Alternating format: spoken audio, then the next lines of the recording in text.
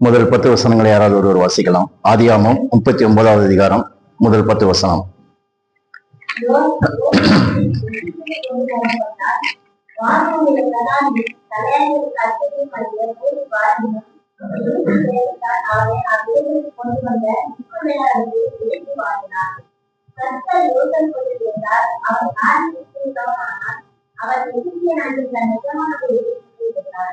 கர்த்தர் அவனோடு இருக்கிறார் என்று அவன் செய்த யாவரும் கர்த்தர் வார்த்தைப்பட்டார் என்று அவன் நிஜமா கண்டு யோசேப்பின் நிமித்தம் தயவுபட்டு அவன் தனது ஊழியக்காரன் தன் வீட்டுக்கு விசாரணைக்காரன் மாற்றி தனது விசாரணை யாவற்றையும் அவன் கையில் ஒப்புவிட்டார்.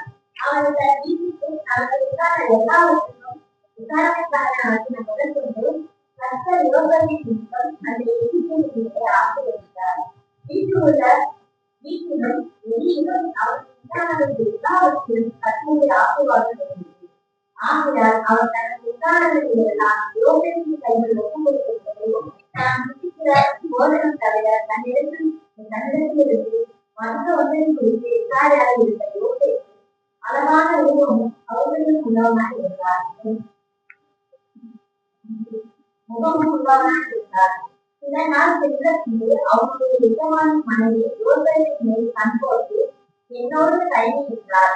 அவனோ தன் எஜமானுடைய மனைவியை சொல்லுடைய இணங்காமல் அவரை நோக்கி, இதோ வீட்டிலே இருக்கிறவர்கள் யாவரையும் சொல்லிட்டு என் ஆண்டவன் விசாரியாமல் தமக்குள்ளான எல்லாவற்றையும் என் கையில் ஒப்பிருக்கிறார். வீட்டிலே எதிலும் தெரியவும் இல்லை. நீ அவருடைய மனைவியாக இருக்கிறபடியால் உன்னை தவிர வேற ஒன்றையும் அவர் எனக்கு உதவி வைக்கவில்லை. இப்படி இருக்க நான் இத்தனை பெரிய பொல்லாப்புக்கு உடன்பட்டு தேவனுக்கு செய்வது எப்படி என்றான். அவள் யுத்தம் யோசனை கொடுத்து பேசிக் கொண்டே வந்து அவன் அவளுடைய அவரோடு சம்பந்தமில்லை.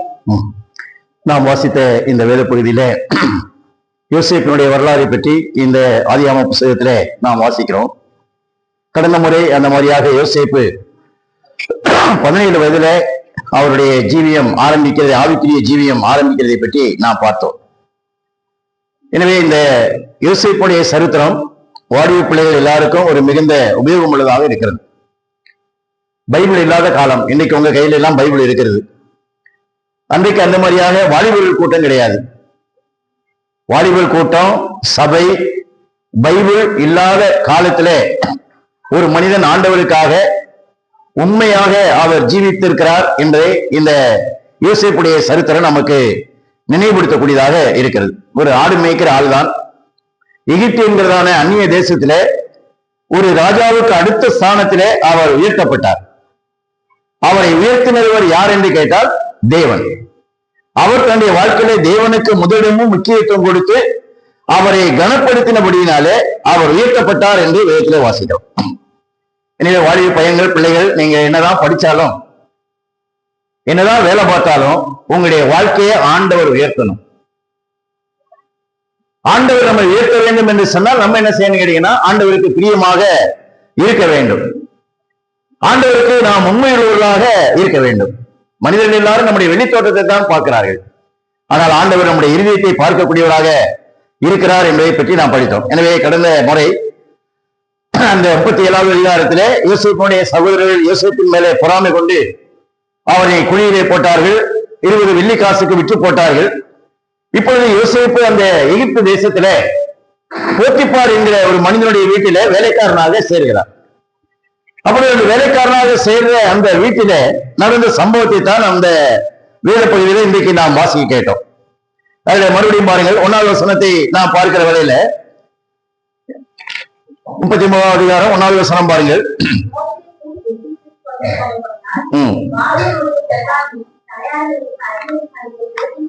2வது வசனம்.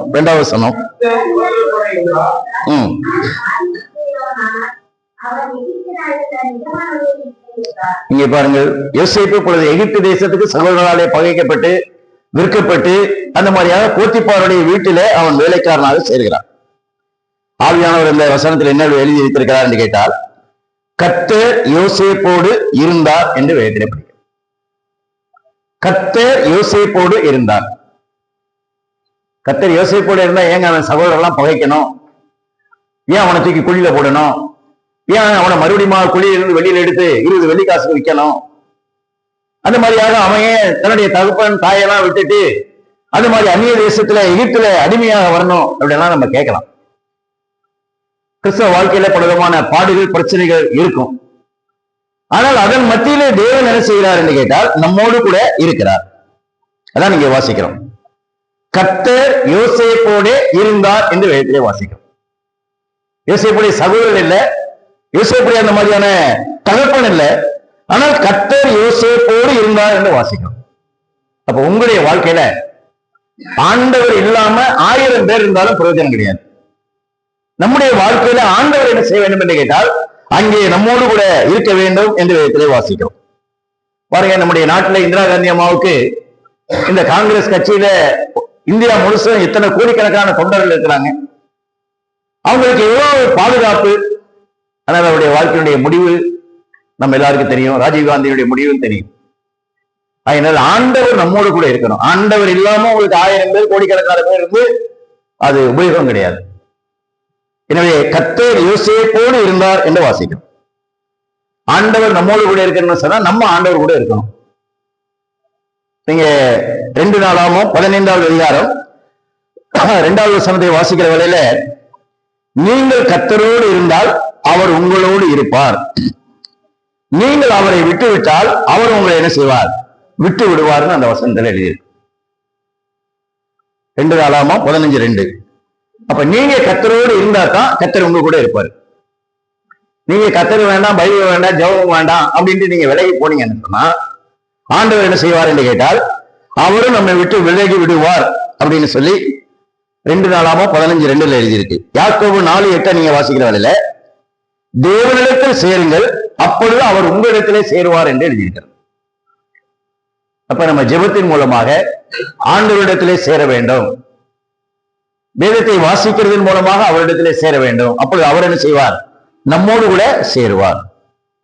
இந்த உலகத்துல நம்முடைய வாழ்க்கையினுடைய எல்லா நாளும், எல்லா நேரமும், எல்லா சந்தர்ப்பமும் நம்மோடு கூட இருக்கக்கூடிய ஒரே நபர் யாருன்னு கேட்டீங்கன்னா கர்த்தர் தான். மத்தேயு 28வது அதிகாரம் 20வது வசனத்துல இயேசுநாதர் சொன்னாரு, இதோ உலகத்தின் முடிவு பரியந்தம் சகல நாட்களிலும் நான் உங்களுடனே கூட இருக்கிறேன். சகல நாட்களிலும். வேலை நிமித்தம் அவங்க வீட்டுக்காரர் உங்களை விட்டுட்டு 1 மாசமா 1 வாரமா போயிடலாம். ஆனா வாழ்க்கையில எல்லாரும் எல்லா நேரமும் என்ன செய்ய முடியாது? நம்ம கூட இருக்க முடியாது. ஆனா நம்முடைய வாழ்க்கையில எல்லா நாளும் எல்லா நேரமும் கூட இருக்கக்கூடிய ஒரே நபர் யாருன்னு கேட்டீங்கன்னா ஆண்டவர் தான். அப்ப ஆண்டவர் உங்களோடு கூட இருக்குன்னு சொன்னா நீங்க ஆண்டவருடைய வசனத்துக்கு கீழ்ப்படியணும், ஆண்டவரை விசுவாசிக்கணும், ஏற்றுக்கொள்ளணும், ஞானஸ்தானம் எடுக்கணும், பைபிள் வாசிக்க வேணும், ஆண்டவருக்கு அடுத்த காரியங்களை என்ன செய்ய வேண்டும்? அதிகமான ஈடுபாடு, தொடர்பு கொள்ள வேண்டும். ஏதோ வர்றோம், உட்காரம், போறோம், எந்திரிச்சு போறோம் அப்படிங்கிற நிலைமை இருக்கக்கூடாது. ஆண்டவருக்காக ஒரு நல்ல தீர்மானம் செய்யணும். ஆண்டவருக்காக நம்முடைய வாழ்க்கையை ஒப்புக் கொடுக்கணும். ஆண்டவர் என்ன செய்ய வேண்டும்? நம்மோடு கூட இருக்க வேண்டும். அதனால ஏதாவது அந்த வசனத்தை வாசிக்கிறோம். கர்த்தர் யோசேப்போடு இருந்தார். அடுத்த வாசிக்கிறோம், அவன் காரிய சித்தி உள்ளவனாய் இருந்தார். காரிய சித்தி உள்ளவனா நல்ல செயல்படக்கூடிய ஒரு செயல் வீரனாக இருந்தான். எந்த யூனிவர்சிட்டியும் காலேஜும் உங்களுக்கு என்ன செய்ய முடியாது? காரிய சித்தி உள்ளவனாக மாற்ற முடியாது. கர்த்தர் தான் மாற்ற முடியும். கர்த்தர் யோசேப்போடு இருந்தார், அவன் என்ன செய்தான்? காரிய சித்தி உள்ளவனாக இருந்தான் என்று வேதத்திலே வாசிக்கிறோம். ஆண்டவர் உங்களோடு கூட இருந்தா தான் நீங்க அறிவாளியாக, காரியங்களை சாதிக்கக்கூடியவர்களாக, ஒரு செயல் வீரராக என்ன செய்ய முடியும்? மாற முடியும். கர்த்தர் யோசேப்போடு இருந்தார், அவன் காரிய சித்தியுள்ளவனாக இருந்தான். அடுத்து என்ன வாசிக்கிறோம்? 3வது வசனத்துல பாருங்க, கர்த்தர் அவனோடு கூட இருக்கிறார் என்றும் அவன் செய்கிற யாவையும் கர்த்தர் என்ன செய்கிறார்? வாய்க்க பண்ணுகிறார் என்று அவன் எஜமான் கண்டு. அப்ப கர்த்தர் அவனோடு கூட இருக்கிறார், அதனால அவர் என்ன செய்தார்? காரியத்தை வாய்க்க பண்ணுகிறார். ஆண்டவர் உங்களோடு கூட இருந்தால்தான் காரியம் வாய்க்கும். உங்க படிப்பு, உங்களுடைய வேலை, உங்களுடைய விவாக ஜீவியம், உங்களுடைய எதிர்கால வாழ்க்கை, இதெல்லாம் வாய்க்க பண்ணுகிறது யாருன்னு கேட்டீங்கன்னா ஆண்டவர். அப்ப கர்த்தர் வாய்க்க பண்ணணும்னு சொன்னா கர்த்தர் உங்க கூட இருக்கணும். அதான் இங்க வாசிக்கிறோம். யோசேப்புக்கு இன்னும் கல்யாணம் ஆகல. 17 வயசு என்று படித்தோம். இப்ப எகிப்துக்கு வந்த பிறகு 21 வயசு தான் இருக்கும். ஆனா பாருங்க, கர்த்தர் அவனோடு கூட இருந்ததுனால அவன் காரிய சுத்தி உள்ளவனாக இருந்தான். அதுக்கு முன்னால அவன் எந்த யூனிவர்சிட்டியில காலேஜில் போய் படிக்கல. அப்ப அவன் ஆடுகளை தான் மேய்ச்சிக்கிட்டு இருந்தான். ஆனா இப்ப கர்த்தர் அவனோடு கூட இருந்ததுனால காரிய சுத்தி உள்ளவனாக மாறிட்டான். கர்த்தர் அவனோடு கூட இருந்ததுனால அவன் செய்த காரியங்களை அவர் என்ன செய்தார், அந்த மாதிரியாக அவர் வாழ்க்கை பண்ணினார் என்று வாதத்திலே படிக்கிறோம். அடுத்த வாசிக்கிறோம் பாருங்க, 5வது வசனத்துல, அவனை தன் வீட்டுக்கும் தனக்கு உண்டான எல்லாவற்றுக்கும் விசாரணைக்காரன் ஆக்கினது முதற்கொண்டு கர்த்தர் யோசேப்பு நிமித்தம் அந்த வீட்டினுடைய வீட்டை என்ன செய்தார், ஆசீர்வதித்தார் என்று வேதத்திலே படிக்கிறோம். கர்த்தர் யோசேப்பு நிமித்தம் என்ன செய்தார்னு கேட்டீங்கன்னா ஆசீர்வதித்தார். அப்ப ஆண்டவர் உங்களோடு கூட இருந்தா தான் உங்க காரியம் வாய்க்கும். ஆண்டவர் உங்களோடு கூட இருந்தா தான் நீங்க காரிய சுத்தி உள்ளவர்களா இருப்பீங்க. கர்த்தர் உங்களோடு இருந்தா தான் நீங்க ஆசீர்வதிக்கப்படுவீங்க, மற்றவங்களுக்கும் ஆசீர்வாதமா இருப்பீங்க. இதான் யோசேப்புடைய சரித்திரம் நமக்கு சொல்லுகிறது. ஒரு வாலிப பையன் தன்னுடைய சொந்த நாட்டை விட்டுட்டு அந்நிய தேசத்துல போயிருக்கிறான். ஒரு வீட்டுல அந்த மாதிரியான வேலைக்காரனா தான் போயிருக்கிறான். ஆனா அவனை பற்றி ஆவியானவர் செய்திருக்கிறார், எழுதி வைத்திருக்கிறார். மறுபடியும் பாருங்க, அந்த 3வது வசனத்துல என்ன படிக்கிறோம், கர்த்தர் அவனோடு கூட இருக்கிறார் என்று அவன் செய்கிற யாவையும் கர்த்தர் வாய்க்க பண்ணுகிறார் என்று அவன் எஜமான் கண்டு. யோசேப்பு சொல்லல, ஆண்டவர் என் கூட இருக்கிறாரு, நான் ஒரு தேவனுடைய மனுஷன், நான் ரொம்ப கர்த்தருக்கு பயப்படுகிறவன், என் அண்ணன் எல்லாம் பிடிச்ச என்னை அநியாயமா இந்த ஊர்ல விட்டு போட்டாங்க, அப்படியெல்லாம் அவன் எதுவுமே சொல்லல. அவன் என்ன செய்தான், போத்திப்பார் கண்டான். இந்த யோசேப்பு வாலிப பையனா இருந்தாலும் கர்த்தர் இவனோடு கூட இருக்கிறார், இவன் செய்கிற காரியங்கள் எல்லாம் என்ன செய்கிறார், வாய்க்க பண்ணுகிறார் என்று சொல்லுகிறதே அங்கே தேவனுடைய வசனத்திலே நாம் வாசிக்கிறோம். அப்ப விசுவாசிகள் அறிந்து கொள்ள வேண்டியது, வாலிப பையங்க வாலிப பிள்ளைகள் நீங்கள் அறிந்து கொள்ள வேண்டியது, கர்த்தர் இல்லாம நீங்க எதையும் சாதிக்க முடியாது. அதனாலதான் ஆண்டவரை விசுவாசிங்க, ஆண்டவரை ஏற்றுக்கொள்ளுங்க, ஆண்டவருக்கு கீழ்ப்படிங்க, ஆண்டவரை கனம் பண்ணுங்க அப்படின்னு சொல்றதுக்கு காரணம் என்னன்னு கேட்டீங்கன்னா, நீங்க காரிய சித்தி உள்ளவர்களாக, ஒரு நல்ல செயல் வீரர்களாக, அதே நேரத்தில் தேவன் உங்களோடு கூட இருக்கிறதுனால உங்களுடைய காரியங்கள் எல்லாம் தேவன் வாய்க்க பண்ணுவார். அதோடு மாத்திரமல்ல, நீங்கள் ஆசீர்வாதமாக இருந்து மற்றவர்களுக்கு என்ன செய்வீர்கள், ஆசீர்வாதமாக இருப்பீர்கள். கர்த்தர் இல்லாம இதையும் சாதிக்க முடியாது, நல்லா தெரிஞ்சுக்கங்க. இயேசுநாதர் அதை சொல்லிட்டாரு.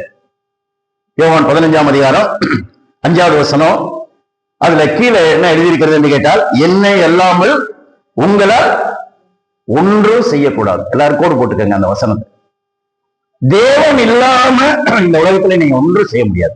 ஒரு ஸ்டெப் கூட வைக்க முடியாது, ஒரு சின்ன வேலை கூட செய்ய முடியாது. என்னை அல்லாமல் உங்களால் ஒன்றும் செய்யக்கூடாது. ஆண்டவர் இல்லாம எதையும் செய்ய முடியாது. ஆண்டவர் வேணும். ஆண்டவர் என்ன செய்யணும், நம்ம நாடணும். ஆண்டவரே உடைய கிருபை வேணும், உடைய உதவி வேணும், நீர் என்னோடு கூட இருக்கணும் என்கிறதான நிலைமையில நம்ம என்ன செய்யணும்னு கேட்டீங்கன்னா, ஆண்டவர் நம்முடைய காரியங்களை வாய்க்க பண்ணுவதற்கு அவர் நம்மோடு கூட இருக்க வேண்டும். நம்ம காரிய சக்தி உள்ளவர்களாக வேண்டும் என்று சொன்னால் தேவன் நம்மோடு கூட இருக்க வேண்டும். பைபிள்ல அநேக காரியங்கள் படிக்க முடியும், நீங்க வீட்டுல போய் படிங்க. சங்கீதம் 1ஆம் சங்கீதம் 3வது வசனத்துல வாசிக்கிறோம், கர்த்தருடைய வேதத்திலே பிரியமா இருந்து இரவும் பகலும் தியானமா இருக்கிற மனுஷன் பாக்கியம் அப்படியெல்லாம் கீழே சொல்லிட்டு, அவன் செய்வதெல்லாம் என்ன செய்யும், வாய்க்கும் என்று அந்த வசனத்துல இது. அப்ப கர்த்தருடைய வசனத்தை வாசித்து அதை தியானித்து அதுக்கு கீழ்ப்படுகிற சமயத்துலதான் காரியங்கள் வாய்க்கும். நீங்க அடுத்து 2 அதிகாரம் 5வது வசனத்தை படிக்கிற சமயத்துல உசியா என்கிற ஒரு ராஜாவை பற்றி எழுதியிருக்கிறது. அதுல எழுதியிருக்கிறது, அவன் கர்த்தரை தேடின நாட்களிலே தேவன் அவன் காரியங்களை வாய்க்க பண்ணினார் என்று எழுதியிருக்கிறது. நீங்க கர்த்தரை தேடணும், கர்த்தர் உங்களோடு கூட இருக்கிறதுனால காரியங்கள் அந்த மாதிரியாக வாய்க்க பண்ணுவார் என்று வேதத்துல படிக்கிறோம். இன்னும் நீங்க நீதிமொழிகள் 16ஆம் அதிகாரம் 33வது வசனத்தை நீங்க வாசிக்கிற வேளையில, சீட்டு மடியிலே போடப்படும், காரிய சித்தியோ கர்த்தரால் வரும் என்று எழுதியிருக்கிறது. நீதிமொழிகள் 21:31 எழுதியிருக்கிறது, குதிரை எத்தனை நாளுக்காக ஆயத்தமாக்கப்படும், ஜெயமோ கர்த்தரால் வரும். அப்ப கர்த்தர் ஆசீர்வதிக்கணும், ஜெயம் கர்த்தரால் தான் வர முடியும், காரிய சித்தியும் இங்கே கர்த்தரால் தான் வர முடியும். நம்ம என்னதான் பிரயாசப்பட்டாலும், என்னதான் நம்ம முயற்சி செய்து 48 மணி நேரம் அல்லது 24 மணி நேரம் கடின உழைப்பு, மூளையை பல நிலைமையில பயன்படுத்தி காரியங்கள் செய்தாலும் கர்த்தர் ஆசீர்வதிக்கணும், கர்த்தர் அந்த மாதிரியாக வாய்க்க பண்ணணும் என்கிறதான அந்த சிந்தனை என்ன செய்ய வேண்டும் என்று கேட்டால் நம்முடைய வாழ்க்கையில இருக்க வேண்டும். எனவே யோசேப்போடு கூட கர்த்தர் இருந்தார். ஆகையினாலே கர்த்தர் அவனை ஆசீர்வதித்தார், அவனை காரிய சித்தி உள்ளவனாக மாற்றினார். அதே போல அவன் செய்த காரியங்கள் எல்லாம் என்ன செய்தார்? வாய்க்க பண்ணினார். இதை என்ன செய்தான் என்று கேட்டால் யோசேப்பு சொல்லவில்லை, போத்திப்பார் என்ன செய்தான்? அவனை கண்டு என்று வேதத்திலே வாசிக்கும். அப்ப நம்முடைய வாழ்க்கை எல்லாருக்கும் தெரியும். நீங்க சபைக்கெல்லாம் வர்றீங்க, ஆனா நீங்க எப்படி ஆண்டவரை பின்பற்றுகிறீர்கள் என்பதை மற்றவர்கள் என்ன செய்கிறார்கள்? ஒரு அவிசுவாசி கூட கண்டுகொள்ள முடியும். போத்திப்பார் யாரு? அவிசுவாசி. அவனுக்கு கர்த்தரை தெரியாது. யோசேப்பு யாரு? கர்த்தரை அறிந்தவன். யாக்கோபின் தேவன் என்று வேதத்திலே படிக்கிறோம். ஈசாக்கின் தேவன், ஆபிரகாமுடைய தேவன். அப்ப கர்த்தருடைய அந்த வம்சாவளியில வந்தவன் தான் யோசேப்பு. ஆனா கர்த்தரை அறியாத அந்த போத்திப்பார் சொல்லுகிறான், கர்த்தர் உன்னோடு கூட இருக்கிறார், உன்னுடைய காரியங்கள் எல்லாம் வாய்க்க பண்ணுகிறார். அப்ப நம்முடைய வாழ்க்கையை மற்றவங்க என்ன செய்ய முடியுங்கன்னா டிசர்ன் பண்ணிடுவாங்க, பகுத்தறிவாங்க.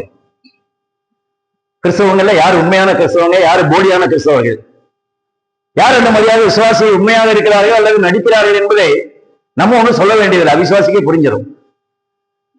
ஆகினால்தான் நீங்க என்ன வாசிக்கிறோம்? அவன் கண்டு என்று வேதத்திலே வாசிக்கிறோம்.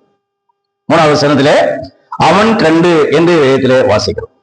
ஆகினால இதெல்லாம் பார்த்துட்டு அந்த போத்திப்பார் என்ன செஞ்சான்னு கேட்டீங்கன்னா 4வது வசனத்திலிருந்து 6வது வசனம் வரைக்கும் அவனை தன்னுடைய வீட்டில என்ன செய்தான்னு கேட்டா 4வது வசனத்துல தனக்கு உண்டான யாவற்றையும் அவன் கையிலே ஒப்புவித்தான். 6வது வசனத்திலே அவனிடத்திலே ஒன்றும் விசாரியாக இருந்தான் என்று வேதத்திலே படிக்கிறோம். அப்படின்னு சொன்னா கர்த்தர் அவனோடு கூட இருந்ததுனால அவன் வாழ்க்கையில எப்படி இருந்தான்னு கேட்டீங்கன்னா ஒரு உண்மை உள்ளவனாக இருந்தான். ஆகையினால போத்திப்பார் அவனே கேட்காம அந்த வீட்டில அநேக பொறுப்புகளை அவன் என்ன செய்தான் என்று கேட்டால் அவனுக்கு கொடுத்தான். அப்ப கர்த்தர் உங்களோடு கூட இருக்கிற வேலையில நீங்க ஆண்டவருக்கு உண்மையா இருக்கிற சமயத்துல வேலை உங்களை தேடி வரும். அவர்கள் அநேக பொறுப்புகளை உங்களிடத்திலே கொடுப்பார்கள். எனவே இங்க யோசிப்புடைய வாழ்க்கையில அவன் கேட்கல, ஏன் எனக்கு அந்த வேலை கொடுங்க இந்த வேலை கொடுங்க. அவன் என்ன செய்தான் என்று கேட்டால் அவனை நம்பி எல்லா காரியங்களையும் ஒப்புக் கொடுத்ததாக வாசிக்கும். அதனால நம்முடைய கிறிஸ்தவ வாழ்க்கையில நம்ம ஆண்டவருக்கு உண்மையா இருக்கணும். அடுத்து பாருங்க, அந்த 5வது வசனத்துல என்ன படிக்கிறோம்? 5வது வசனத்துல பாருங்க, கர்த்தர் யோசேப்பின் நிமித்தம் என்ன செய்தார்? அந்த எகிப்தினுடைய வீட்டை ஆசீர்வதித்தார். கர்த்தர் யோசேப்பின் நிமித்தம் அங்கே அந்த எகிப்தினுடைய வீட்டை என்ன செய்தார்? ஆசீர்வதித்தார். அதோடு மாத்திரமல்ல, அவனுக்கு உண்டான எல்லாவற்றிலும் வீட்டிலும் வெளியிலும் கர்த்தருடைய ஆசீர்வாதம் இருந்தது. அந்த வார்த்தையை பார்த்தீங்களா? கர்த்தருடைய ஆசீர்வாதம் இருந்தது. கர்த்தர் என்ன செய்தார் என்று கேட்டால் யோசேப்பின் நிமித்தம். அப்ப யாரு ஆசீர்வதிக்கிறவர்? யாரு? யோசேப்பு ஆசீர்வதிக்க முடியாது. அவன் தேவனுக்கு பயந்து ஆண்டவருக்கு உண்மையில மனுஷனாக இருந்தாலும் அவன் ஆசீர்வதிக்க முடியாது. இந்த வாக்கியத்துல அதான் வாசிக்கிறோம். கர்த்தர் ஆசீர்வதித்தார். கர்த்தர் என்ன செய்தார்? யோசேப்பின் நிமித்தம் என்று வேதத்திலே வாசிக்கிறோம். அப்ப உங்க குடும்பத்துல உங்க வாழ்க்கையில நீங்க உண்மை, நேர்மை, ஒழுக்கம், தெய்வ பயமுள்ள ஒரு மெய்யான விசுவாசியா இருப்பீங்கன்னு சொன்னா உங்க குடும்பம் ஆசீர்வதிக்கப்படும், உங்களுடைய சபை ஆசீர்வதிக்கப்படும், நீங்க குடியிருக்கிற ஏரியா ஆசீர்வதிக்கப்படும், உங்க ஊர் ஆசீர்வதிக்கப்படும். என்ன வாசிக்கிறோம்? யோசேப்பின் நிமித்தம் கர்த்தர் என்ன செய்தார் என்று கேட்டால் ஆசீர்வதித்தார். யார? அந்த எகிப்தினுடைய வீட்டை. அப்ப பிள்ளைகள் நீங்க ஆண்டவருக்கு ஆசீர்வாதமா இருக்கீங்களா? விசுவாசி உங்க குடும்பத்துல அந்த மாதிரியாக ஆசீர்வாதமா இருக்கிறீங்களா? உங்க நிமித்தம், யோசேப்பின் நிமித்தம், இந்த மருமகள் இந்த வீட்டுக்கு வந்தது நிமித்தம், இந்த மருமகன் இந்த வீட்டுக்கு வந்தது நிமித்தம், இந்த பிள்ளையின் நிமித்தம் இந்த குடும்பம் ஆசீர்வதிக்கப்பட்டிருக்கிறது என்று சொல்லணும். அதான் கிறிஸ்தவ வாழ்க்கை. வாலிப பையங்க, வாலிப நாளிலேயே நான் என்ன செய்யணும்? ஆண்டவரே என் குடும்பத்துக்கு ஆசீர்வாதமா இருக்கணும். என் நிமித்தம் என்னுடைய குடும்பம், என்னுடைய அக்கா தங்கச்சி, எங்க உறவுக்காரர்கள் இவர்கள் எல்லாரும் ஆசீர்வதிக்கப்படுவதற்கு ஒரு ஆசீர்வாதத்துடைய பாத்திரமாக நான் இருக்க வேண்டும். யோசேப்பின் நிமித்தம் போத்திபாருடைய வீடு ஆசீர்வதிக்கப்பட்டது. அப்ப நம் நிமித்தம் நம்ம ஆசீர்வதிக்கப்பட்டாதான் நம்ம மற்றவங்க ஆசீர்வாதமா இருப்போம். நம்ம ஆசீர்வதிக்கப்படணும்னு சொன்னா கர்த்தர் நம்மளை ஆசீர்வதிக்கணும். கர்த்தர் நம்மளை ஆசீர்வதிக்கணும்னு சொன்னா ஆண்டவர் என்ன செய்யணும்? நம்மளோடு கூட இருக்கணும். ஆண்டவர் நம்மோடு கூட இருக்கணும்னு சொன்னா நம்ம ஆண்டவர் என்ன செய்யணும்? தேடணும். ஆண்டவருடைய உதவி, ஆண்டவருடைய ஒத்தாசை என்ன செய்ய வேண்டும்? நாட வேண்டும். என்னமாக பாருங்க, ஆதியாகமம் 30ஆம் அதிகாரம் 27வது வசனத்தை வாசிக்கிற வேளையில நாம் இதுமாய் படிக்கிறோம் பாருங்கள். ஆதியாகமம் 30வது அதிகாரம் 27வது வசனம், அதிலே அப்பொழுது லாபான், ம், கர்த்தர் எனக்கு பயப்படுகிறதேயானால், ம். உன் இஷ்டம் கர்த்தர் என்னை ஆசீர்வதித்தார் என்று கூறினால் அறிவேன். இங்க என்ன வாசிக்கிற மாதிரி லாபான் சொல்றான் யாக்கோபை பார்த்து, உன் நிமித்தம் கர்த்தர் என்னை என்ன செய்திருக்கிறார், ஆசீர்வதித்திருக்கிறார். லாபானுடைய வீட்டுல லாபான் மாமனாரு, லாபானுடைய மகளை தான் யாக்கோபு கல்யாணம் பண்ணியிருக்கிறார். லாபான் சொல்றாரு, உன் நிமித்தம் கர்த்தர் என்னை என்ன செய்திருக்கிறார், ஆசீர்வதித்திருக்கிறார், இதை நான் குறிப்பினாலே அறிந்திருக்கிறேன் என்று சொல்கிறதை வாசிக்கிறேன். அப்ப பிள்ளைகள் குடும்பத்துக்கு ஆசீர்வாதமா இருக்கணும். மருமகளானாலும் மருமகனானாலும் மாமியாராக இருந்தாலும் குடும்பத்தில் இருக்கிறவர்கள் நம்ம என்ன செய்யணும்னு கேட்டீங்கன்னா, நம் நிமித்தம் ஆண்டவர் அவர்களை ஆசீர்வதிக்கணும். யோசேப்பின் நிமித்தம் போத்திபாருடைய வீடு ஆசீர்வதிக்கப்பட்டது. யாக்கோபின் நிமித்தம் அந்த மாதிரியாக லாபானுடைய வீடு, லாபானை தேவன் ஆசீர்வதித்தார் என்று சொல்லி இங்கே லாபான் சொல்லுகிறதை படிக்கிறோம். அடுத்து பாருங்க, அந்த ஆதியாகமம் 26:38 வசனத்துல ஒரு மர்மங்களை பற்றி, மகனை பற்றி படிக்கிறோம். ஆதியாகமம் 26:38 பாருங்க, ஏசாவை பற்றி அதுல எழுதியிருக்கிறது. 26வது அதிகாரம் 38 வசனம், 35 சாரி 26:35 26:35. ரெபேக்காளுக்கும் மனநோவா இருந்தார்கள். அது யாருன்னு கேட்டீங்கன்னா, முன்னால நீங்க 34வது வசனத்தை வாசிக்கிற வேலையில ஏசா மகன், மருமக அந்த மாதிரியாக பஸ்மாத் கல்யாணம் பண்ணி வந்த உடனே அவர்கள் ஈசாக்குக்கு ரெபேக்காவுக்கு என்ன செய்தார்கள், மனநோவாக இருந்தார்கள். அப்படின்னா ஆசீர்வாதமா இல்லை. அங்கே யாக்கோபு மருமகன் என்ன செய்தார் என்று கேட்டால் லாபானுக்கு ஆசீர்வாதமா இருந்தார். இங்க மருமகளும் மகன் என்ன செய்தார்கள் என்று கேட்டால் அப்பா அம்மாவுக்கு என்ன செய்தார்கள், மனநோவா இருந்தார்கள். அப்ப நம்முடைய வாழ்க்கை மற்றவங்களுக்கு ஆசீர்வாதமா இருக்கணும். வாலிய பிள்ளைகள், வாலிய பையன்கள், குடும்பத்தில் இருக்கிற மருமகன், மாமன், அந்த மாதிரியாக மருமகள், இவர்கள் எல்லாரும் எப்படிப்பட்டவர்களாக இருக்க வேண்டும் என்று கேட்டால் நம் நிமித்தம் மற்றவர்களுக்கு நம்ம ஆசீர்வாதமா இருக்கணும். ஒருத்தர் குற்றம் சாட்டிக்கிட்டே இருக்கக்கூடாது. உன்னாலதான் நல்லா கெட்டு போச்சு, உன்னாலதான் குடும்ப ஆசீர்வாதம் இல்லை, அப்படியெல்லாம் சொல்லக்கூடாது. ஒருவேளை குடும்ப ஆசீர்வாதத்துக்கு நான் பாதகமா இருக்கிறேன்னா, இந்நிமித்தம் யோசேப்பு ஒரு ஆள் நிமித்தம், யாக்கோபு ஒரு ஆள் நிமித்தம் அந்த மாதிரியாக ஆசீர்வதிக்கப்பட்டது. எனவே இன்றைக்கு ஆண்டவராக இயேசு கிறிஸ்துவுக்குள்ளாக நான் ஆசீர்வதிக்கப்பட்ட மனிதன். எனவே நான் என்னுடைய கிறிஸ்தவ வாழ்க்கையில் என்ன செய்ய வேண்டும், மற்றவர்களுக்கு ஆசீர்வாதமாக இருக்க வேண்டும். அதனால உலகம் நம்ம ஆசீர்வதிக்க முடியாது. நம்ம தான் என்ன செய்ய வேண்டும் என்று கேட்டால் உலகத்துக்கு ஆசீர்வாதமா இருக்கணும். இன்னொரு உதாரணம் பாருங்க, ஆதியாகமம் 47வது அதிகாரம் 7வது வசனம் பாருங்க. ஆதியாகமம் 47:7, ஆதியாகமம் 47வது அதிகாரம் 7வது வசனம்.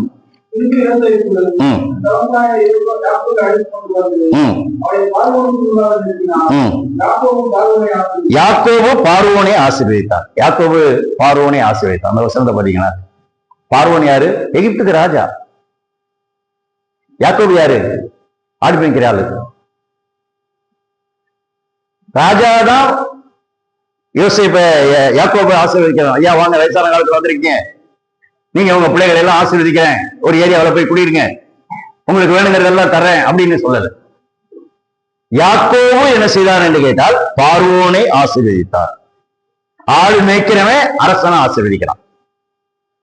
காரணம் என்னன்னு கேட்டா, யாக்கோபோடு கூட தேவன் இருக்கிறார். யாக்கோபு தேவனால் ஆசீர்வதிக்கப்பட்ட ஒரு தேவனுடைய மனுஷன். ஆகையினால உலகம் நம்மளை ஆசீர்வதிக்க முடியாது. ரட்சிக்கப்படாத வயசானவருடைய காலில் போய் விழுகிறதுனாலயோ, ரட்சிக்கப்படாத மனுஷன் உங்க நெத்தியில சிலுவை போடுறதுனாலயோ, அல்லது வேற ஏதாவது கையில் எடுத்து கொடுக்கறதுனால உங்களுக்கு ஆசீர்வாதம் வராது. விசுவாசியை நல்லா தெரிஞ்சுக்கங்க. உலகம் நம்மளை ஆசீர்வதிக்க முடியாது, உலக மனுஷனும் நம்மளை ஆசீர்வதிக்க முடியாது. ஒருவேளை மிகப்பெரிய பணக்காரனா இருக்க, ராஜாவாகவே இருக்கலாம், பார்வோன் ராஜா தான், அவன் பெரிய ராஜாவாக இருக்கலாம், பெரிய சொத்துக்காரனா இருக்கலாம், அல்லது 1000 பேரால போற்றக்கூடிய நல்ல புகழ்பெற்ற மனுஷனாக இருக்கலாம்.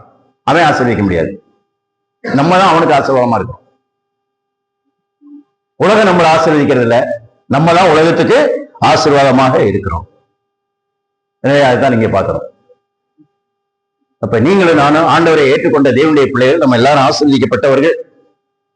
ஆண்டவரே, என் நிமித்தம் என் குடும்பத்தை ஆசீர்வதிக்கும், என் நிமித்தம் நான் குடியிருக்கிற அல்லது வேலை செய்கிற இந்த ஏரியாவில் உள்ளவர்கள் என்ன செய்ய வேண்டும்? கர்த்தர் என்னோடு கூட இருக்கிறீர் என்பதை கண்டுகொள்ள வேண்டும். இந்நிமித்தமாக என்ன செய்ய வேண்டும்? அவர்களை ஆசீர்வதிக்க வேண்டும் என்கிற நிலையில நம்முடைய ஜீவியம் இருக்கும். இன்னுமாக நீங்க யாத்திராமம் 12ஆம் அதிகாரம் 32வது வசனத்தை வாசிக்கிற வேளையில, இந்த எகிப்தை விட்டு இஸ்ரேல் மக்கள் வெளியேறி போகிற சமயத்துல அங்கேயும் பார்வோன் என்ன சொல்கிறான்னு கேட்டீங்கன்னா, மோசே என்னிடத்தில் ஆரோனிடத்திலும் என்னை ஆசீர்வதியும் என்று சொல்லி அவன் கேட்கிறான். அப்ப இந்த வசனத்தெல்லாம் நீங்க வீட்டை போய் நல்லா படிங்க. அப்ப ஆண்டவர் தான் உங்களை ஆசீர்வதிக்கணும். உலகத்துல வேற யாரும் ஆசீர்வதிக்க முடியாது. ஆண்டவர் இல்லாம நீங்க ஆசீர்வதிக்கப்பட முடியாது. உங்க படிப்பு ஆசீர்வதிக்காது, உங்க உறவுக்காரங்க உங்களை ஆசீர்வதிக்க மாட்டாங்க. உங்களை ஆசீர்வதிக்கிற ஒரே நபர் ஆண்டவர் தான். அதை நல்லா தெளிவா புரிஞ்சுக்கங்க. நீங்க ஆசீர்வாதமா இருக்கணும், நீங்க தான் உலகத்துக்கு ஆசீர்வாதமா மாறணும். அதனால உலகம் ஆசீர்வதிக்கும். உலக பிரகாரமா ரசிக்கப்படாத என் சொந்தக்காரன் அந்த மாதிரி வாழ்க்கையில அமெரிக்கா கூட்டிட்டு போவான், நல்ல வேலை வாங்கி தருவான், என்னை வாழ்க்கையில முன்னேற்றுவான்னு நினைக்காதீங்க. உங்களை முன்னுக்கு கொண்டு வர்றவரு, உங்களை உயர்த்துகிறவரு, உங்களை ஆசீர்வதிக்கிறவர் யாருன்னு கேட்டீங்கன்னா கர்த்தர் ஒருத்தர். அதான் இப்ப யோசிப்புடைய சரித்திரத்துல நம்ம படிக்கணும். எந்த விதமான மனுஷ சிபாரிசு கிடையாது. உலக பிரகாரமான எந்த விதமான எபிலிட்டியும் கிடையாது. சாதாரண ஆடு மேய்க்கிற ஆளு உயர்த்தப்பட்டான். காரணம் கர்த்தர் என்ன செய்தார் என்று கேட்டால் அவனோடு கூட இருந்தார் என்று வேதத்திலே வாசிக்கிறோம். இன்றைக்கு உங்க உறவினர்கள், உங்களுடைய தாய் தகப்பன் அல்லது நீங்க வாழ்க்கப்பட்ட குடும்பத்தில் உள்ளவர்கள் சந்தோஷப்படக்கூடிய நிலைமையில உங்களுடைய ஜீவியம் இருக்குதா? அப்படி இல்லாவிட்டால் உங்களுடைய வாழ்க்கையில் இருக்கிற குறைவை ஒத்துக்கொண்டு ஆண்டவருடைய சமூகத்தில் நீங்கள் அறிக்கை செய்கிற வேலையில கர்த்தர் என்ன செய்வார் என்று கேட்டால் உங்களை மற்றவர்களுக்கு என்ன செய்வார்? ஆசீர்வதிப்பார். எனவே அந்த போத்திபாருடைய வீட்டில யோசேப்புடைய அந்த ஆசீர்வாதத்தை பற்றி என்ன வாசிக்கிறோம் என்று கேட்டால் முதல் 6 வசனங்கள்ல நாம் வாசிக்கிறோம். இப்ப யோசேப்புடைய வீட்டுல யோசேப்புடைய மனைவி இருக்கிறார். அதாவது போத்திபாருடைய மனைவி இருக்கிறார். அந்த போத்திபாருடைய மனைவியை தவிர மற்ற எல்லா வேலையிலையும் அவனுக்கு அதிகாரம் கொடுக்கிறார். நீ என்ன வேணாலும் செய், ஏன்னா கர்த்தர் உன் கூட இருக்கிறார். நீ செய்யற காரியம் எல்லாமே காரிய சித்தியாகத்தான் இருக்கும். ஆண்டவர் அதெல்லாம் வாய்க்கப்படுவாங்க கொடுத்துட்டான். ஆனா அந்த போத்திபாருடைய மனைவி என்ன செய்தான்னு கேட்டீங்கன்னா, இந்த யோசேப்பு என்ன செய்தாள் என்று கேட்டால் ஒரு முறைகேடான பாவத்தை செய்யும்படியாக அவன் மேலே கண் போட்டதாக நான் வேதத்தில் படிக்கிறோம். அதுல நீங்கள் 7வது வசனத்தை வாசிக்கிற வேளையில, சில நாள் சென்ற பின்பு அவன் எஜமானின் மனைவி யோசேப்பின் மேல் கண் போட்டு என்னுடைய சயனி என்றால் என்று வேதத்திலே வாசிக்கிறோம். இப்ப இந்த கீழே உள்ள இந்த சம்பவம் ரொம்ப முக்கியமானது. ஒரு வாலிப பிராயத்துல யோசேப்பு தன்னுடைய கற்பை அவன் என்ன செய்தான் என்று கேட்டால் காத்துக்கொண்டான். முதல் 6 வசனம் எகிப்தில போத்திபாருடைய வீட்டிலே ஒரு ஆசீர்வதிக்கப்பட்ட மனிதன். இப்ப அவன் தன்னுடைய வாழ்க்கையில ஒரு கற்புள்ள மனிதனாக அவன் இருக்கிறான்.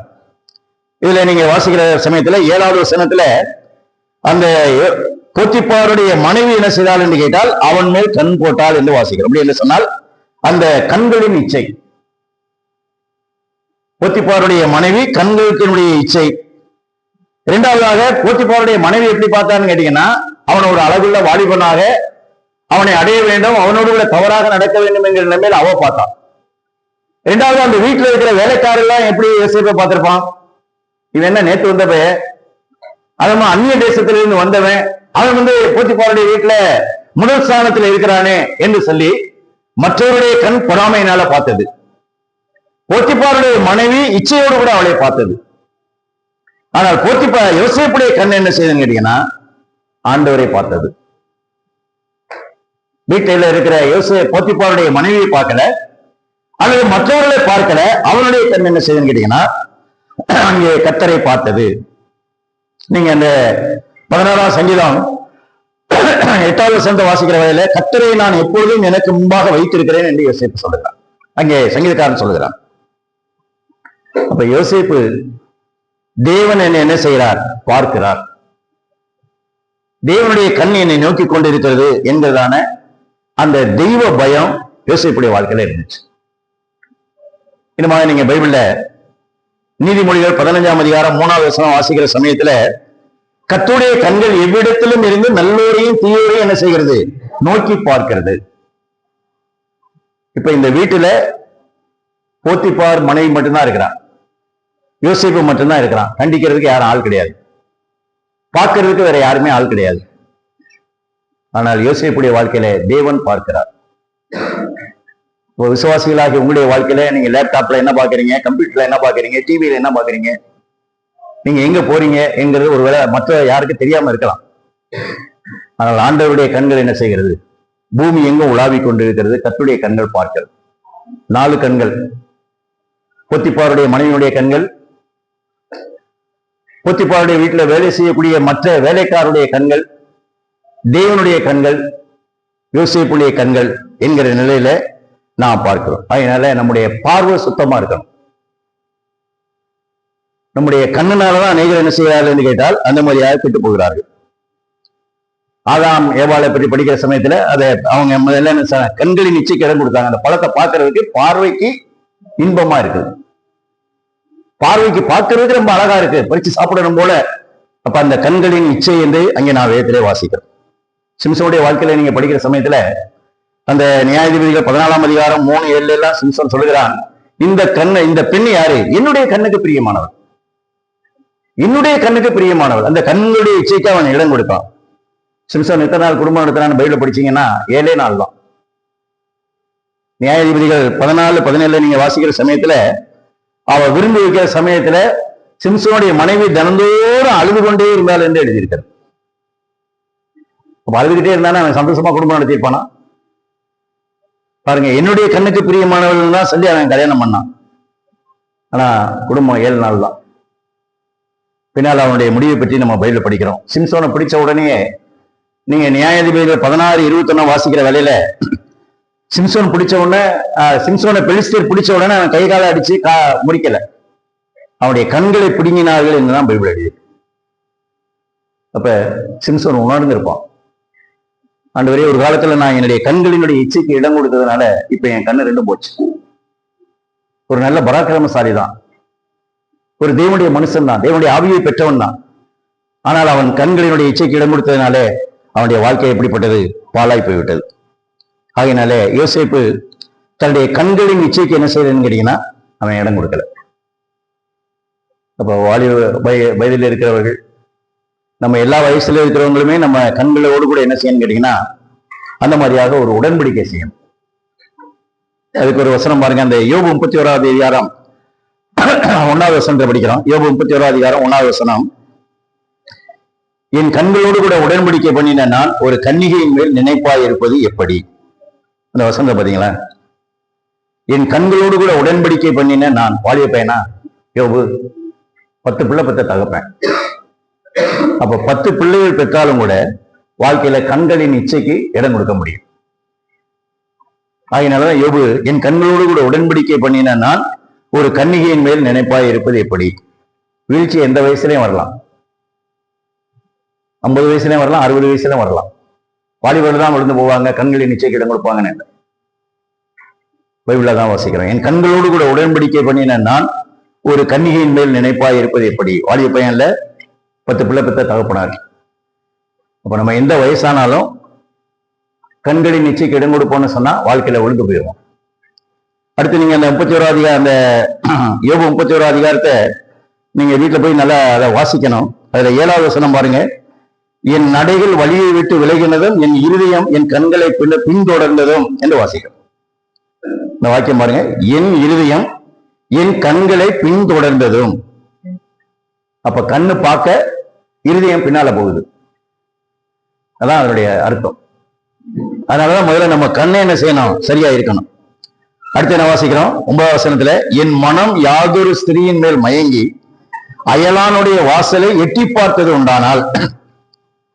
அப்ப இருதயம் தொடருது, அது மயங்கி அயலானுடைய வாசலை எட்டி பார்த்தால் அது தோஷம். என் மனைவி வேற ஒருத்தனுக்கு மாவு அரைப்பாளாக, இப்படியெல்லாம் கீழே பாருங்க, அதெல்லாம் எழுதி. ஆகையினால யோசேப்பு கண்களின் இச்சைக்கு இடம் கொடுக்கல. அவன் தன்னுடைய கண்களை என்ன செய்தான் என்று கேட்டால் அந்த மாதிரியாக பாதுகாத்துக் கொண்டான். மத்திய 5ஆம் அதிகாரம் 28வது வசனத்தை நீங்க படிக்கிற சமயத்துல, ஒரு ஸ்திரியை இச்சையோடு பார்க்கிற எவனும் அவளோடு உபசாரம் செய்தாயிற்று என்று எழுதியிருக்கிறது. ஒரு ஸ்திரியை இச்சையோடு பார்க்கிறவன், அப்ப பார்வையிலே பாவம் செய்ய முடியும். அவன் பார்வையிலே என்ன செய்தாயிட்டு? உபசாரம் செய்தாயிட்டு. வீட்டுல போய் அந்த மத்திய 5:28 நல்லா வாசித்து தியானம் பண்ணுங்க. இச்சையோடு பார்க்கிற எவனும், அது கிழவனா இருந்தாலும் ஊழியக்காரனா இருந்தாலும், மூப்பனா இருந்தாலும், 50 வயசு விசுவாசியா இருந்தாலும், 18 வயசு பயலா இருந்தாலும் சரி, இச்சையோடு பார்க்கிற எவனும் கிரியையினால் அல்ல, அவர்கள் பார்வையினால என்ன செய்தது, பாவம் செய்தாயிற்று என்று தேவனுடைய வசனத்திலே படிக்கிறது. அதனாலதான் நீதிமொழிகள் 4ஆம் அதிகாரம் 25வது வசனத்தில் எழுதியிருக்கிறது, உன் கண்கள் நேராய் நோக்க கடவுது என்று வேதத்திலே படிக்கிறது. அந்த காலத்துல குதிரை வண்டி எல்லாம் இருந்துச்சு, சைக்கிள் ரிக்ஷா, அந்த மாதிரி குதிரை வண்டி. அந்த குதிரை வண்டியில அந்த குதிரையை பூட்டி ஆட்களை ஏற்றிட்டு போற சமயத்துல அந்த குதிரைக்கு என்ன செஞ்சிருக்கு, இந்த மாதிரி 2 கண்ணுக்கு மரபு போட்டுப்பாங்க. ஏன்னா அது நேரம் தான் பார்க்கணும், இங்கிட்டு அங்கிட்டு இங்கிட்டு பார்த்துச்சுன்னா அது ஒழுங்கா இழுத்துட்டு போகாது.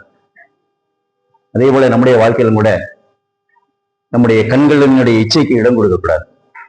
எனவே யோசேப்பு தன்னுடைய வாழ்க்கையில போத்திபாருடைய மனைவி கண்களின் இச்சைக்கு இடம் கொடுத்தா, ஆனா யோசேப்பு என்ன செய்யறேன்னு கேட்டீங்கன்னா தன்னுடைய கண்களின் இச்சைக்கு அவன் இடம் கொடுக்கல. அதனாலதான் சங்கீதக்காரனுடைய ஒரு ஜெபம் 119ஆம் சங்கீதம் 37வது வசனம் பாருங்க. 119ஆம் சங்கீதம் 37வது வசனத்துல சங்கீதக்காரனுடைய ஒரு ஜெபத்தை நாம் விதமாய் வாசிக்கிறோம்.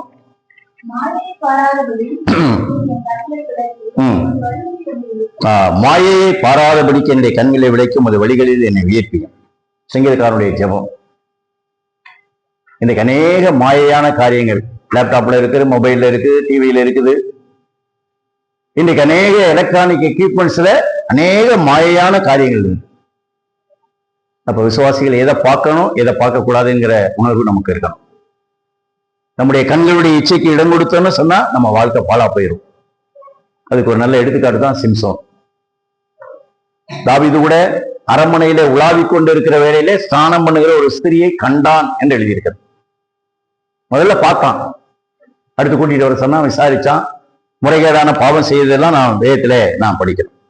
ஆகினாலே நம்முடைய கிறிஸ்தவ வாழ்க்கையில யோசேப்பை பற்றி உள்ள சத்தியங்களை நாம் தொடர்ந்து படிக்கலாம். இன்றைக்கு நாம் வாசித்து தியானித்தது என்னவென்று கேட்டால், அந்த 39வது அதிகாரத்துல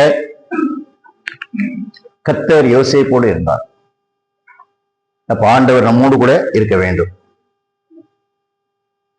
நம்ம ஆசீர்வாதமாக இருக்கணும், அப்பதான் மற்றவங்களுக்கு ஆசீர்வாதமாக நம்ம மாற முடியும். அதை நீங்க நல்லா வாசி தியானம் பண்ணுங்க. நல்ல வாலிப பையங்கள், வாலிப பிள்ளைகள், குடும்பத்தில் இருக்கிற நீங்கள் எல்லாரும் ஆண்டவர் தான் நம்மளை ஆசீர்வதிக்கணும், வேற யாரும் ஆசீர்வதிக்க முடியாது. நீங்க என்னதான் கடினமா வேலை பார்த்தாலும் ஆண்டவர் தான் காரியத்தை வாய்க்க பண்ணணும். கர்த்தர் தான் நம்மளை காரிய சித்தி உள்ள செயல் வீரர்களாக மாற்ற முடியும். அப்ப ஆண்டவர் நம்மளை விட்டு விலகிடக்கூடாது. ஆண்டவர் நம்மளை விட்டு விலகிறதுக்கு ஒரே காரணம் என்னன்னு கேட்டீங்கன்னா பாவம். நம்முடைய வாழ்க்கையில பாவம் இருக்குன்னு சொன்னா ஆண்டவர் நம்மோடு கூட இருக்க மாட்டார். அவர் தீமையை பார்க்க மாட்டாத சுத்த கண்ணர் என்று வேதத்திலே நாம் படிக்கிறோம். அதனால ஆண்டவரே நீர் என்னோடு கூட இருக்க வேண்டும், நான் ஆசீர்வதிக்கப்பட வேண்டும், மற்றவர்களுக்கு ஆசீர்வாதமாக இருக்க வேண்டும். நீர் என்னோடு கூட இருக்கிறதுனாலே நான் காரிய சித்தி உள்ளவனாக மாற முடியும். நீர் என்னோடு கூட இருப்பதனாலே காரியங்கள் வாய்க்கும் என்கிற நிலைமையில கர்த்தர் யோசேப்போடு கூட இருந்தார். எனவே ஆண்டவர் நம்மோடு கூட இருக்கிறார். உலகத்தின் முடிவு வரையும் சகல நாட்களிலும் உங்களுடனே கூட இருக்கிறேன் என்று சொன்ன ஆண்டவர் நம்மோடு கூட இருக்கிறார். எனவே ஆண்டவருடைய பிரசன்னத்தை உணர்ந்தவர்களாக நாம் ஜீவிக்க வேண்டும். அடுத்து யோசேப்பு தன்னுடைய கற்பை காத்து கொண்டதிலே அடுத்த தடவை அநேக காரியங்களை பார்க்கலாம். அதுல இன்றைக்கு பார்த்த முதல் காரியம் என்னன்னு கேட்டீங்கன்னா, யோசேப்பு கண்களின் இச்சைக்கு இடம் கொடுக்கல. அவனுடைய பார்வையில சுத்தம் இருந்தது. நம்முடைய கண்களும் நேராக நோக்க வேண்டும். கண்களின் இச்சையினாலே அநேக தவறி போனார்கள். அதுக்கு சிம்சோனுடைய வரலாறு படிங்க.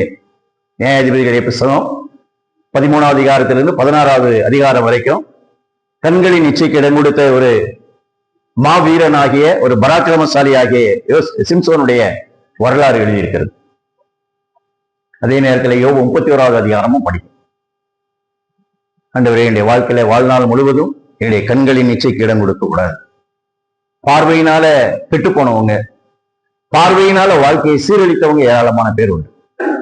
ஆதாம் ஏவால அன்னைக்கு இது பார்வைக்கு இன்பம்னு பார்த்தாங்க. கண் என்ன செய்தது? அந்த மாதிரியா கவர்ச்சித்தது. அந்த கண்களினுடைய இச்சைக்கு இடம் கொடுத்ததுனாலதான் பிரச்சனை.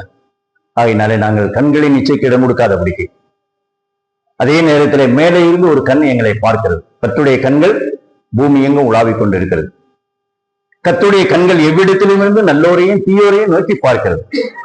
குடும்பத்தார் இல்லாத இடத்திலும், சபையார் இல்லாத இடத்திலும், மற்ற யார் என்னை பார்க்காவிட்டாலும் தேவன் என்னை பார்க்கிறார் என்கிற அந்த தெய்வ பயத்தோடு கூட ஆண்டவரே, நான் யோசேப்பை போல உமக்காக வாழ எனக்கு அருள் தாரும் என்று சொல்லி ஆண்டவருடைய கருத்திலே நம்மை ஒப்புக் கொடுத்து ஒரு நாட்களிலே ஆண்டவருக்காக ஜீவித்து அவருடைய நாமத்தை மகிமைப்படுத்துவோம். ஆமென்.